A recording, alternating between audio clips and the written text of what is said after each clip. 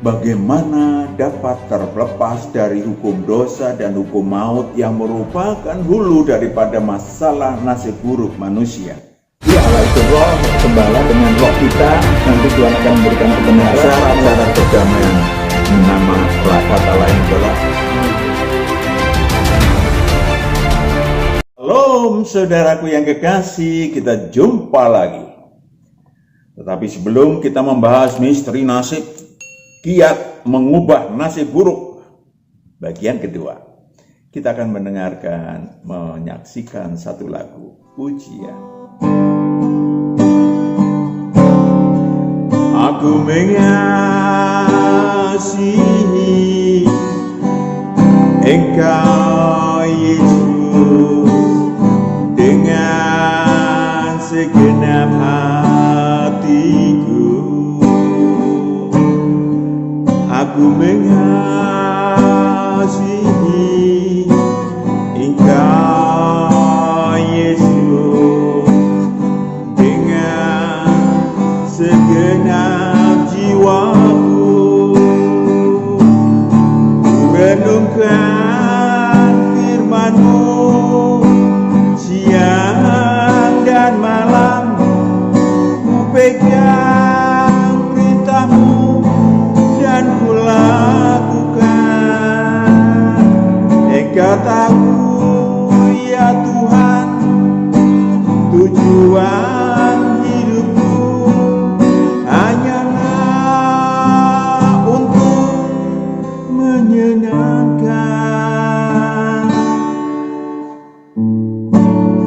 hati-Mu.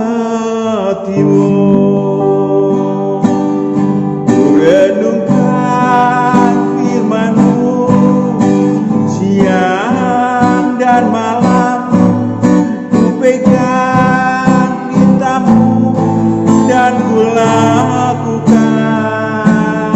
Engkau tahu ya Tuhan, tujuan hidupku hanyalah untuk menyenangkan hati-Mu.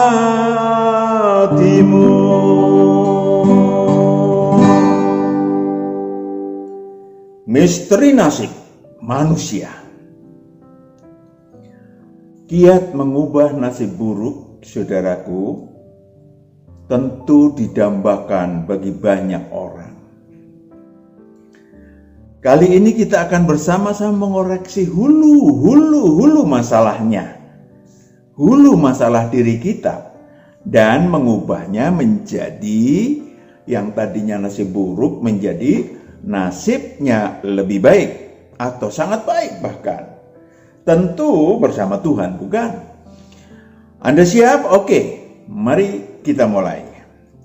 Hulu masalah nasib buruk manusia dan tentu jalan keluarnya. Sebagian hulu masalah nasib buruk manusia sudah disingkapkan pada bagian pertama waktu yang lalu, minggu lalu. Yang pertama, hulu masalah dari nasib buruk, adalah dosa dan kejahatan si manusia. Apa definisinya? Dosa adalah tindakan manusia secara perorangan atau bersama-sama yang menyimpang dari kehendak dan hukum Allah. Orang-orang berdosa tidak dapat menyelamatkan diri dari kuasa dosa. Itu rumusnya, itu kebenarannya. Sengat maut ialah dosa, dan kuasa dosa adalah hukum Taurat. Saudara bisa baca 1 Korintus 15 ayat 36. Dibutuhkan, apa yang dibutuhkan? Karena hulu masalahnya adalah dosa dan kejahatan, yang dibutuhkan adalah pengampunan dosa, saudaraku. Dari Tuhan. Tidak bisa. Saya salah sama seseorang, lalu seseorang mengampuni saya, ya boleh saja. Tetapi kesalahan itu belum tentu diampuni Tuhan. walaupun mungkin berkurang karena kesalahan itu diampuni oleh orang yang bersangkutan. Saudaraku, kalau para pengikut Taurat dan kitab para nabi di dalam pengampunan dosa harus mempersembahkan korban penghapus dosa, korban penebus salah. Saudara bisa baca di Imamat 6 ayat 24-30, Imamat 7 sampai 10, saudara bisa baca. Tetapi para pengikut Kristus, pengikut Injil Kerajaan Allah, meletakkan Yesus Kristus sebagai penebus umat manusia dari segala dosa. Ya. Yohanes 20 ayat 21 sampai 23. Sistem itu, cara itu, perhatikan baik-baik. Banyak orang yang keliru, sudah mati kayu salib, kalau kita beragama tertentu kita udah ditebus dosanya. Tidak demikian, saudaraku, ada teknis. Yohanes 20 ayat 21 sampai 23. Yohanes 20 ayat 21. Maka kata Yesus sekali lagi, damai sejahtera bagi kamu. Damai sejahtera bagi kamu. Sama seperti Bapa mengutus aku, demikian juga sekarang aku mengutus kamu. Mengutus murid-muridnya. Lanjut. Ayat 22. Dan sesudah berkata demikian, ia mengembusi mereka dan berkata, terimalah Roh Kudus. Terimalah Roh Kudus. Jadi yang mengampuni dosa, delegation of authority dari Tuhan Yesus bagi murid-muridnya, yang melaksanakan adalah Roh Kudus. Lanjut. Ayat 23. Jikalau kamu mengampuni dosa orang, jikalau kamu, si murid Tuhan, mengampuni dosa orang, dosanya diampuni. Yes. Dan jikalau kamu menyatakan dosa orang tetap ada, dosanya tetap ada. Saudaraku yang kekasih, tadi percaya kepada Yesus Kristus yang mengampuni dosa dan mengaku dosa. Yang mengakibatkan si manusia, ya, ada dua dosa, saudaraku yang kekasih. Ada dua dosa, dosa membawa maut dan dosa tidak membawa maut. Dosa membawa maut itu apa? Saudara bisa baca 1 Yohanes 5 ayat 16-21 yang terkait dengan pemberhalaan. Artinya manusia melakukan menyembah iblis, mendapatkan fasilitas dari iblis, maka dia berhutang maut kepada iblis. Lukas 4 ayat 5-7 ada tawaran. Sampai sekarang masih berlaku di dalam kerajaan dunia, yaitu kerajaan yang dikuasai oleh Lucifer CS. Lukas 4 ayat 5. Kemudian ia membawa Yesus ke suatu tempat yang tinggi. Iya, ke tempat yang tinggi itu untuk menunjukkan ketinggian duniawi. Dan dalam sekejap mata ia memperlihatkan kepadanya semua kerajaan dunia. Kerajaan dunia, saudara. Semua. Ayat 6, kata iblis kepadanya, segala kuasa itu serta kemuliaannya akan kuberikan kepadamu. Sebab semuanya itu telah diserahkan kepadaku dan aku memberikannya kepada siapa saja yang ku kehendaki. Iya. Lalu? Ayat 7, jadi jikalau engkau menyembah aku. Jikalau engkau menyembah aku, jadi ke bawah, saudara, menyembah Lucifer, seluruhnya itu akan menjadi milikmu. Itu dia.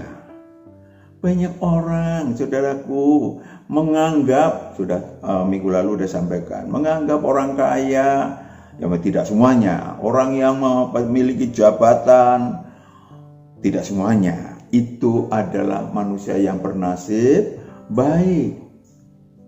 Belum tentu. Banyak manusia yang sesungguhnya menyembah iblis. Banyak manusia yang mungkin bukan langsung menyembah iblis, saudaraku.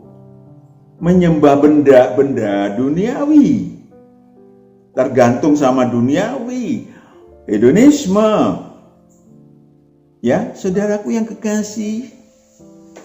Maka orang kaya sulit masuk surga. Ada yang disebut sebagai hutang maut. Ada dua hutang maut. Hutang maut warisan, Keluaran 20 ayat 3-5, sudah bisa baca. Dan hutang maut yang dilakukan sendiri. Yang dilakukan sendiri kita baca, Yesaya 28 ayat 15. Yang dilakukan oleh si manusia. Yesaya 28 ayat 15. Karena kamu telah berkata, kami telah mengikat perjanjian dengan maut, dan dengan dunia maut kami telah mengadakan persetujuan, biarpun cemeti berdesik-desik dengan kerasnya, kamu tidak akan kena. Biarpun cemeti bergedesik-desik dengan kerasnya, kamu tidak akan kena. Sebab kami telah membuat bohong sebagai perlindungan kami. Kami telah membuat bohong sebagai perlindungan kami. Dan dalam dusta kami menyembunyikan diri. Dalam dusta kami menyembunyikan diri. Saudara perhatikan, ada yang bilang, waduh Pak Matius, saya nggak pernah ke Gunung Kawi, ke Gunung Sumbing, atau yang lainnya. Bukan. Ketika saudara merasa ada Tuhannya melindungi saudara, Tuhan itu adalah harta. Kalau saudara hartanya nggak punya, saudara ketakutan karena nggak ada yang lindung, itu namanya juga sudah menyembah berhala. Kalau saudara adalah pejabat dan pejabatan itu adalah menjadi Tuhan saudara, itu sudah menjadi menyembah kepada iblis. Itu namanya berhala modern. Saudaraku yang kekasih, lalu bagaimana Pak jalan keluarnya? Bagaimana dapat terlepas dari hukum dosa dan hukum maut yang merupakan hulu daripada masalah nasib buruk manusia? Saudaraku yang terkasih, percaya, intinya percaya dan berada di dalam Kristus Yesus, sehingga dimerdekakan dari hukum dosa dan hukum maut. Ratusan tahun sebelum Masehi, Allah telah menginformasikan kepada umat manusia bahwa nantinya melalui Nabi Yesaya dan Nabi Yeskiel, nantinya akan ada penghapusan hutang warisan, penghapusan dosa warisan kepada umat manusia. Dan kemudian benar, 2000 tahun yang lalu Yesus turun ke bumi. 2000 tahun yang lalu Yesus Kristus, tadi sudah dibaca, dapat mengampuni segala dosa dan kejahatan. Matius 12 ayat 31. Matius 12 ayat 31. Sebab itu aku berkata kepadamu, segala dosa dan hujat manusia akan diampuni, tetapi hujat terhadap Roh Kudus tidak akan diampuni. Kecuali hujat terhadap Roh Kudus. Orang udah mengerti kebenaran, sudah ikut Tuhan, tahu-tahu berbalik ikut iblis, ya masuk neraka lah itu. Roma 5 ayat 14-15. Selama ini manusia yang belum percaya Yesus Kristus, agama apapun, ya, tidak akan dapat fasilitas penghapusan dosa dan penyucian dari kejahatan. Roma 5 ayat 14. Sungguh pun demikian, maut telah berkuasa dari zaman Adam maka dikuasain maut terus sampai kepada zaman Musa juga atas mereka yang tidak berbuat dosa dengan cara yang sama seperti yang telah dibuat oleh Adam. Tidak berbuat dosa, yes, dia memang tidak bertanggung jawab atas dosa itu, tetapi dia ditagih, si manusia ditagih oleh Lucifer CS, karena mereka yang memiliki piutang maut, manusianya memiliki hutang maut. Saudaraku yang kekasih, ayat 15. Ayat 15, tetapi karunia Allah tidaklah sama dengan pelanggaran Adam.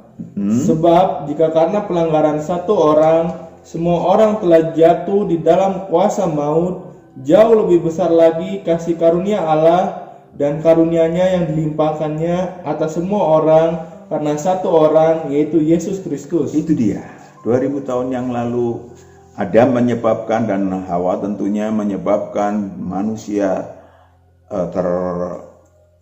bergelimang maut. Tetapi Yesus Kristus yang berkorban di atas kayu salib membuat, tadi udah dibaca, suatu fasilitas untuk pengampunan dosa dan penyucian dari yang jahat, sehingga dibebaskan dari hukum dosa dan hukum maut. Maka saudaraku yang kekasih, maka saudaraku yang kekasih, tapi saya akan berbicara dulu tentang keluarga saya. Saya di dalam subkaum, dalam marga saya ada subkaum di mana apa yang disebut sebagai saya adalah keturunan ke-14 dari sebuah subkaum. Dalam subkaum itu dari mulai keturunan ke-10 kata ayah saya, keturunan ke-10, ke-11 dan 12 sampai ke-14. Laki-laki yang tersisa hanyalah kami berempat. Saya, anak saya, adik saya, dan satu lagi cucu saya. Saudaraku yang kekasih, yang lain mati muda. Kenapa? Itu tadi namanya dosa warisan. Beruntung, puji Tuhan, saya bisa lepas dari hukum dosa dan hukum maut tersebut, sehingga karena saya ikut Kristus, sehingga saya masih bisa sampai hari ini masih berumur 72 tahun lebih. Saya ingin sampaikan kepada saudara. Saya ingin sampaikan kepada saudara sekali lagi bahwa ambillah pengampunan dosa dan penyucian dari yang jahat. Tadi sudah dibaca, mumpung sempat, supaya nasib buruk Anda dibuang Tuhan Yesus. Saya seharusnya mati tahun 96 karena jantung, tetapi saya ikut Tuhan. Udah ada kesaksiannya itu. Bagi sahabat-sahabat Kristiani, supaya jangan cuma merayakan sejarah Paskah, bagus, tetapi menikmati fasilitas Paskah yang ditinggalkan, yang disediakan oleh Tuhan. Yang kedua, roh-roh jahat di dalam diri manusia. Ini yang jarang orang tahu, yang terjadi adalah bahwa roh-roh jahat yang dalam diri si manusia merupakan hulu masalah. Karena roh-roh jahat terkait erat dengan hutang maut tadi pada bagian A, maka iblis berhak memasukkan roh-roh jahat ke dalam diri si manusia. Selain rohnya si manusia dimasukkan ke dalam kerajaan maut sehingga tidak tumbuh dan berbuah, mati istilahnya, dan roh-roh jahat dimasukkan ke dalam tubuh alamiah si manusia. Sesuai dengan ukuran hutang maut yang dimiliki oleh si manusia. Saudaraku yang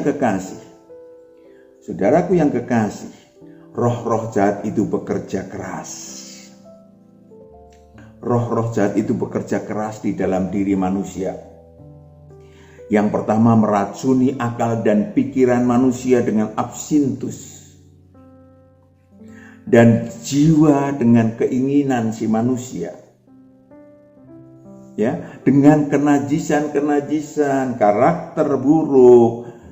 Istilah di dalam Alkitab, Yesaya 59 ayat 5 sampai 8, menetaskan, Yesaya 59 ayat 5 sampai 8, menetaskan ular beludak sehingga menghasilkan manusia-manusia yang jahat. Yesaya 59 ayat 5, mereka menetaskan telur ular beludak dan menenun sarang laba-laba. Siapa yang makan dari telurnya itu akan mati, dan apabila sebutir ditekan pecah, keluarlah seekor ular beludak. Itu dia gambarannya. Lanjut. Ayat 6, sarang yang ditenun itu tidak dapat dipergunakan sebagai pakaian, dan buatan mereka itu tidak dapat dipakai sebagai kain. Kenapa? Baru diliatin saja udah melotot, langsung ngeluarin golok, iya kan? Perbuatan mereka adalah perbuatan kelaliman, keserakahan, kelaliman, dan seterusnya. Lanjut. Dan yang dikerjakan tangan mereka adalah kekerasan belaka. Itu dia. Itu yang terjadi. Jadi sejak kecil roh jahat itu akan meracuni akal dan pikiran manusia dan meracuni jiwa dan keinginan si manusia. B. Merencanakan nasib buruk melalui si malakama. Tadi udah menenun sarang laba-laba atas keinginan si manusia. Jadi perhatikan baik-baik. Yakobus 1 ayat 14 sampai 15. Jangan salahkan Tuhan apalagi. Yakobus 1 ayat 13, apabila seorang dicobai, janganlah ia berkata, pencobaan ini datang dari Allah. Pencobaan ini datang dari Allah. Salah. Allah tidak pernah. Sebab Allah tidak dapat dicobai oleh yang jahat, dan ia sendiri tidak mencobai siapapun. Lalu masalahnya dari mana? Lanjut. Ayat 14, tetapi tiap-tiap orang dicobai oleh keinginannya sendiri, Keinginannya sendiri, and then karena ia diseret dan dipikat olehnya. diseret dan dipikat olehnya. Lalu Ayat 15, dan apabila keinginan itu telah dibuahi, ia melahirkan dosa, dan apabila dosa itu sudah matang, ia melahirkan maut. melahirkan maut. Itu tujuannya roh-roh jahat tinggal dalam diri manusia. Saudaraku yang kekasih, saya ingin sampaikan kepada saudara, kalau saudara jalan keluarnya adalah tadi ikut Tuhan, dosanya diampuni, disucikan kejahatannya, lalu roh-roh jahat diusir. Tentu saja ikut Tuhan harus aktif. Kalau tidak, perhatikan Pak Matius ngomong aja mana ayatnya, Matius 12 43 sampai 45. Soal nasib dikaitkan dengan roh-roh jahat. Mari kita lihat.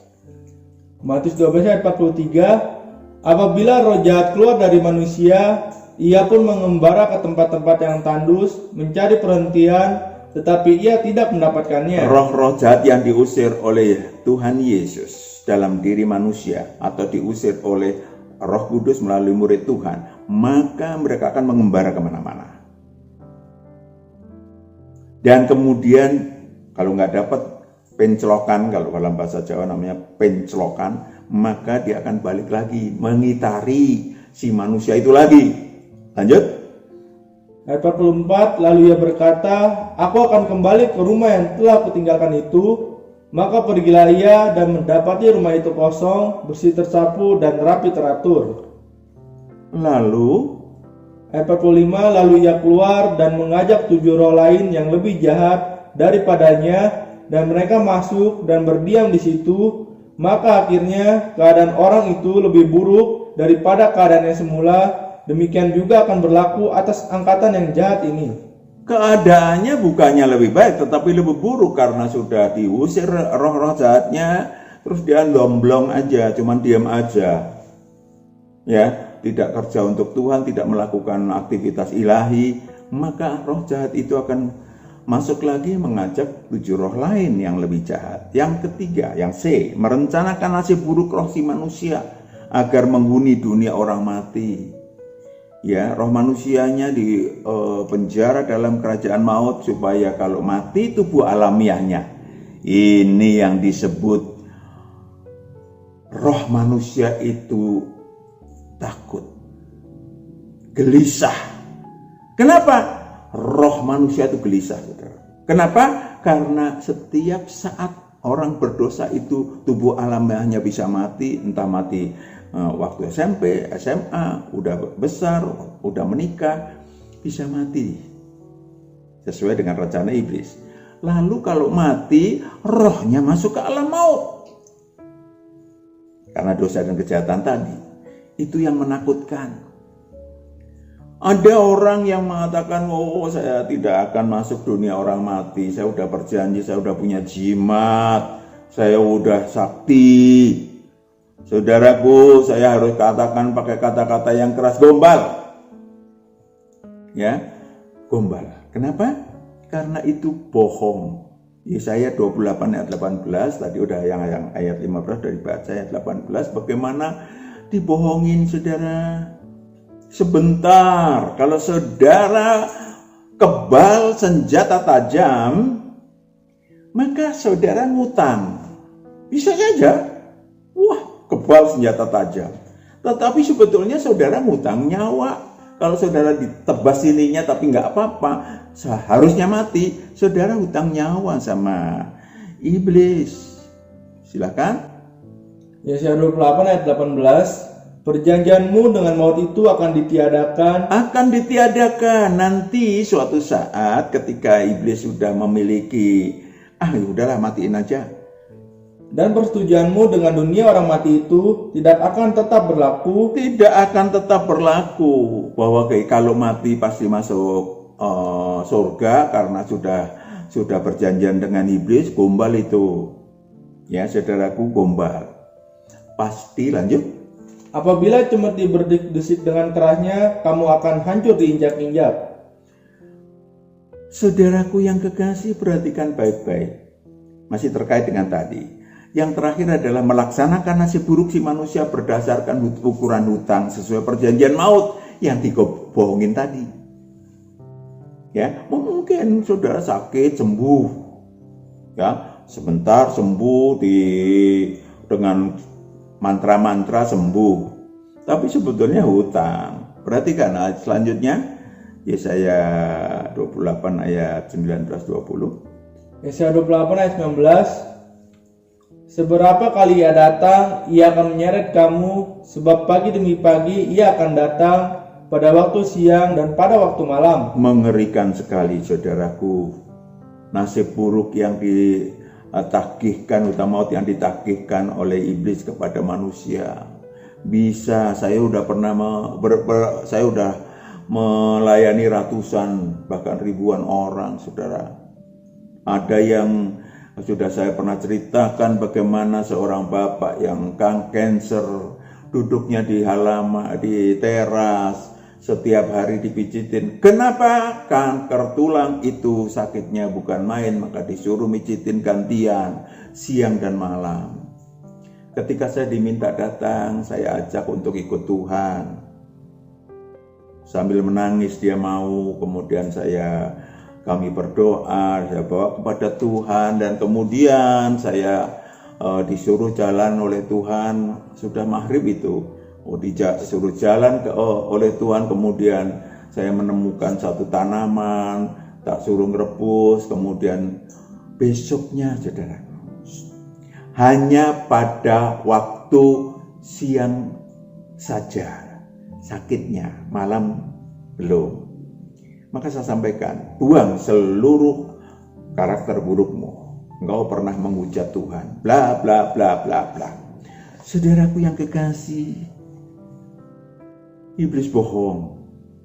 Ya, kalau saudara dibacok nggak apa-apa, maka pada saat tertentu iblis akan menagih supaya penyakit yang harusnya terkena golok itu akan ditagihkan sekian kali lipat. Maka jalan keluarnya percaya, supaya roh-roh jahat itu diusir dari diri si manusia, percaya kepada Injil Kerajaan Allah. Ya, percaya kepada Sang Anak Allah. Yohanes 14 ayat 11 sampai 14. Percaya. Yohanes 14 ayat 11. Perhatikan baik-baik, percaya itu apa? Percayalah kepadaku bahwa aku di dalam Bapa dan Bapa di dalam aku, atau setidak-tidaknya percayalah karena pekerjaan-pekerjaan itu sendiri. Ayat 12, aku berkata kepadamu, sesungguhnya barang siapa percaya kepadaku, ia akan melakukan juga pekerjaan-pekerjaan. Itu dia, kalau percaya itu melakukan pekerjaan juga yang aku lakukan. Yes. Bahkan pekerjaan-pekerjaan yang lebih besar daripada itu, sebab aku pergi kepada Bapa. Saudaraku yang kekasih itu. Lanjut. Ayat 13, dan apa juga yang kamu minta dalam namaku. Apa juga yang kamu minta dalam namaku. Kalau engkau kerja untuk Tuhan setelah Tuhan jamah, maka apapun yang engkau minta dalam namaku, aku akan melakukannya. Aku akan melakukannya. Supaya Bapa dipermuliakan di dalam Anak. Supaya Bapa dipermuliakan di dalam Anak. Ayat 14, jika kamu minta sesuatu kepadaku dalam namaku, aku akan melakukannya. Saudaraku yang kekasih, maka masuklah kerajaan Allah yang telah dibuka sejak 2000 tahun yang lalu. Tentu saja menyangkal diri setiap hari, memikul salibnya setiap hari supaya nasib buruk kita diubah Tuhan. Saudaraku yang kekasih, yang terakhir yang sebetulnya sudah dibahas minggu lalu adalah kegelisahan dan kegentaran roh manusia. Roh manusia gelisah karena setiap saat bisa masuk rohnya ke alam maut karena dosa dan kejahatan.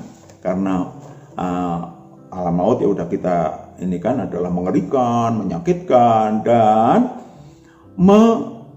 apa yang disebut sebagai menjijikkan, saudaraku yang kasih.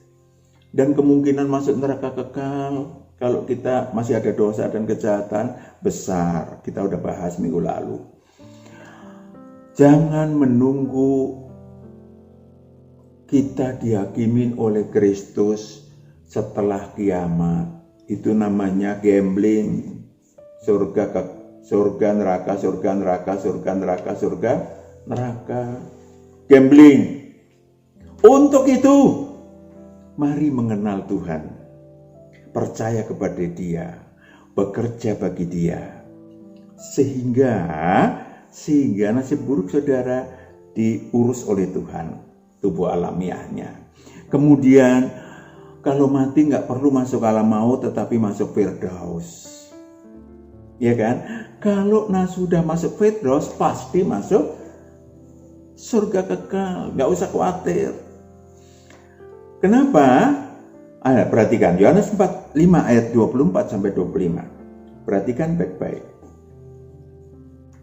Yohanes 5 ayat 24, Aku berkata kepadamu, sesungguhnya barang siapa mendengar perkataanku dan percaya kepada Dia yang mengutus aku. Perhatikan ada dua. Barang siapa mendengar perkataan sang anak domba, anak Allah, anak manusia, dan percaya kepada Allah Bapa, ia mempunyai hidup yang kekal. Mempunyai hidup yang kekal, saudaraku yang kekasih.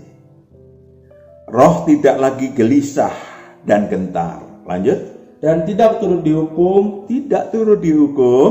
Sebab ia sudah pindah dari dalam maut ke dalam hidup. Ke dalam hidup. That's all.